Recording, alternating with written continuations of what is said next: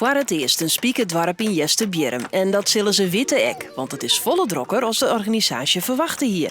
We hebben hoop op 50. Het zijn er uiteindelijk meer dan 130 geworden, dus daar ben ik wel goed op. In 3 dagen moeten de band goed harden best waan om de hutten zo mooi mogelijk te bouwen. Er binnen 11 groepen die strijden om de prijzen. Ik dochter een kleutergroep mooi.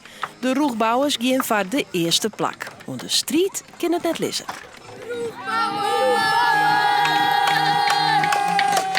Soms zijn we wel een beetje ruig.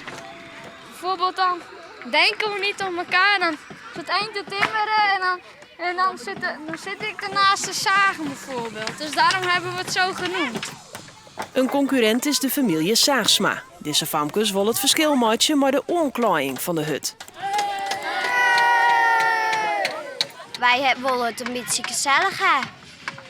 En de jongens die willen het een beetje saaien. Die hebben nooit zoveel zin in.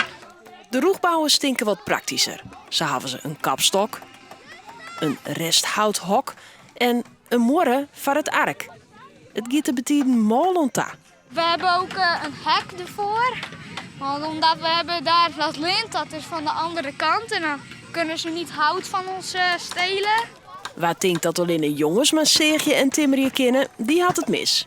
Nou, famkes kennen het ik wel. En sommige jonkies denken dat famkes het net lukt. Omdat ze te slap binnen denken, sommige jongens. Maar dat is eigenlijk net zo.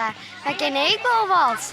De doggen haast 140 bijmaai onder het spiekerdwarp in Jesterbjerm. Dat wil de organisatie uitgeven van 50 jongens en famkes. Maar het gaat alle hier goed.